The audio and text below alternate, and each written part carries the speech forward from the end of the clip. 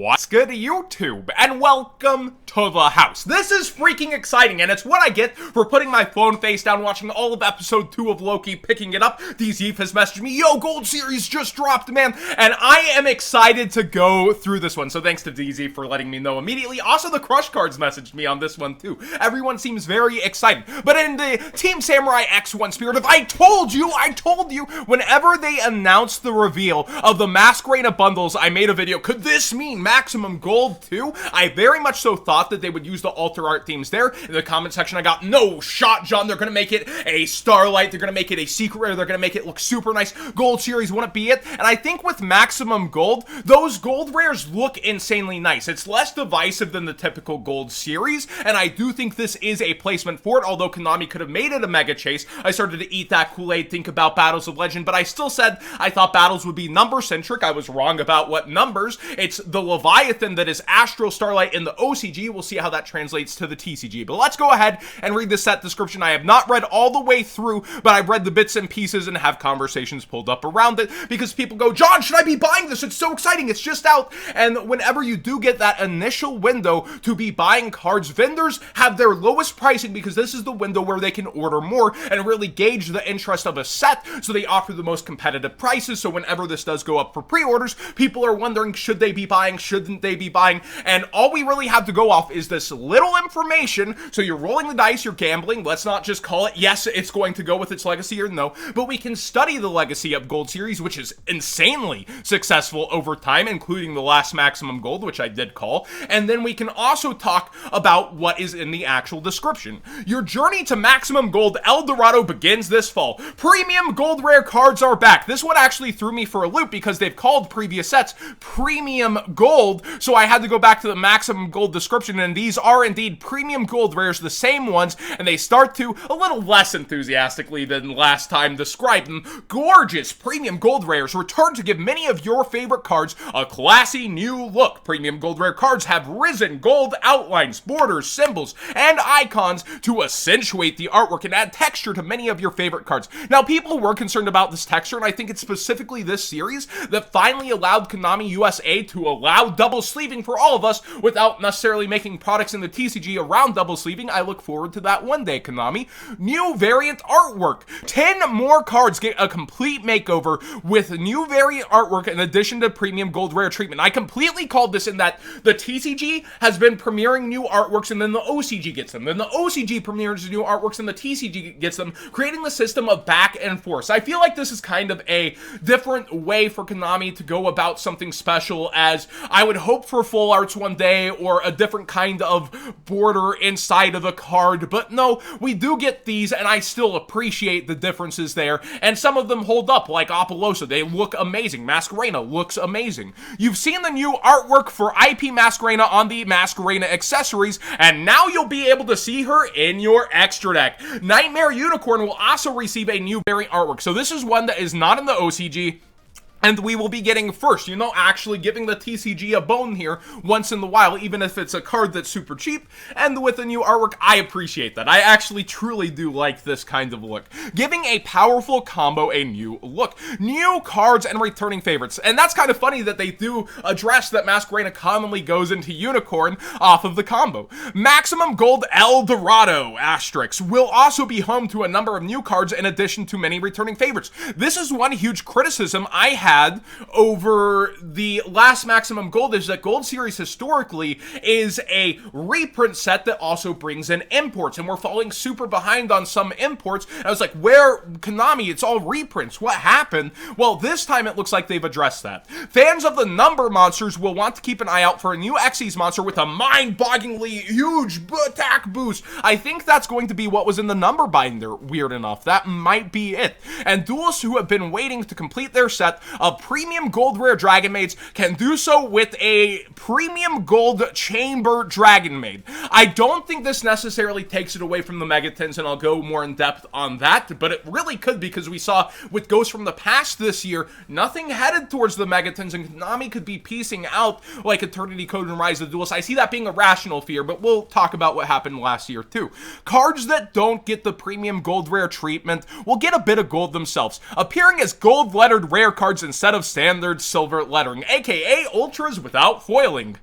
Each box will include the 4 packs with 7 cards each, 2 premium gold rares, and 5 gold letter rares. Set names, contents, and release dates subject to change. I actually don't see a release date there along with this and haven't seen that on anyone's post, but I look forward to seeing the release date and when the schedule has been kind of junked up where they plan to drop this one. Now again, with Maximum Gold last year, I called this being amazing because every single gold series on the secondary market has skyrocketed over time. So keeping it sealed and actually sitting on it sealed versus the estimated time for it to go up, and the amazing job they did mixing meta, collectibles, and everything in between in this gold series was amazing. The Blue Eyes is atop the set, a collectible card is atop the set with hand traps galore throughout, alternate artworks, good choices on what came in. The hype can't be understated. Like, this was a $100 card pretty much, Eldritch the Golden Lord, and now it's $5. This is awesome. You even have money in the rares with totally awesome,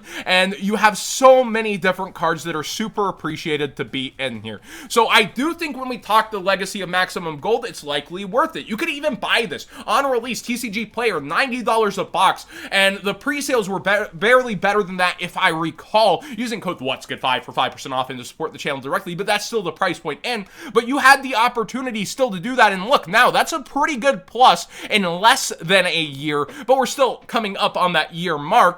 And that's towards MSRP, so if you're buying it off the shelf, it's not as worth, obviously, because that's what you're pretty much paying now online, shipped to your front door for a couple extra dollars. But if you were buying in early, you did very well for yourself, and I think it will continue to do pretty well for itself. Now, the alternate arts are super desired. This has been looked forward to. People are going to bow to their queen here in IP Masquerena. They're going to go, oh, yes, please, Mom, I'll do anything for you, and they're going to be buying this up. You're going to see binder pages full of it. People are definitely going to go after this one. Nightmare Unicorn, however, had a rare reprint in Genesis Impact, really draining its price, so I think it'll be more up there with the holofoils still, though. Like, probably start out at $3, go towards $5. It is so hot in Texas right now, by the way. I'm sweating.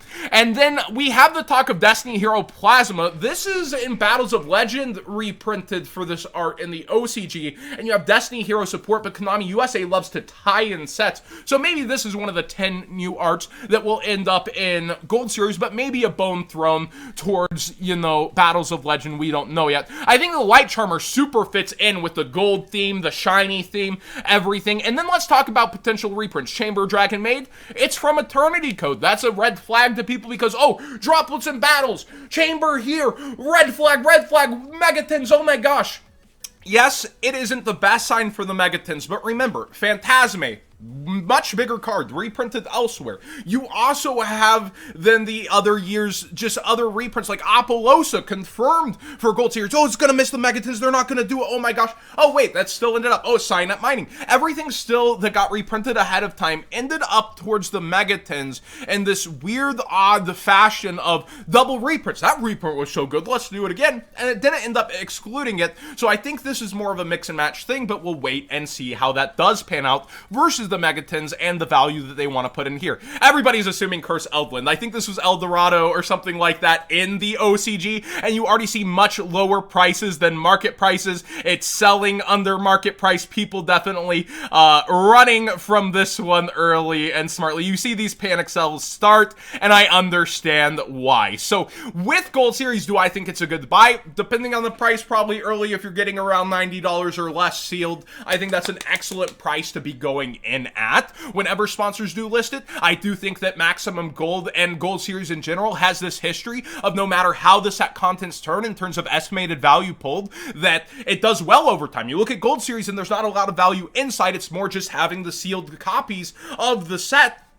And Maximum Gold actually does some of the best long-term estimated value pulled we've seen out of any Gold Series, and it's still around MSRP, but you could have got it, you know, almost half this price. So I do think early bird specials and things like that with Gold Series are probably good to end up getting just off of the legacy of Gold Rares and Gold Series, but curveballs do happen with products. Sometimes the lineage is broken. And speaking of lineage, we're still wondering how Brothers of Legend, not Battles this time, will stick it. Dude, this is the first time Konami has done a pun, but an amazing price over here by Yu-Gi-Oh! Daily at $640 per case, as well as $650 for Dawn, and code What's Good 5 for 5% off does stack. So people are like, should I buy this or that? Well, honestly, with the Legacy of Battles, I would say both, but Battles is turning out super odd. There are amazing cards inside, though, especially for Birds and, like, other decks, so I do think there's singles inside. But for keeping sealed, yes. For the singles, absolutely freaking not. Look at the history, buy the singles. But if you're getting it to keep sealed and sell later, I think competition will be up from past years, but I do think that's a good approach, and this is one of the cheapest pricings by far with code What's Good 5 you can get on it. So, again, if you're budgeting, you're deciding what to go for and where, there are a lot of sets in competition heading up. There's still cheap deals on Megatins. You still have Battles of Legend, Brothers of Legend coming on the horizon. Have the Duelist pack getting pushed back into freaking January. That one's weird. Like, you have so many different sets that actually compete with this Gold Series, it's not funny. And Yu-Gi-Oh! Had this drive spell of bad products, and it seems to be getting better. But I think a lot of them are better to keep sealed long-term than to bust open, depending on what you're after. And Maximum Gold fits into that for me. Buy the singles you want from it, but if you're getting it sealed, keep it sealed unless you're just opening for fun. And, you know, I like opening packs too. I can't help it. Thanks for watching today's video. Please subscribe if you haven't already. Give this video a thumbs up if you enjoyed this more in-depth conversation over the reveal of Maximum Gold. And I'll see you on the live stream tonight as long as I have electricity. Yay! That'll be a fun one to figure out. Want it.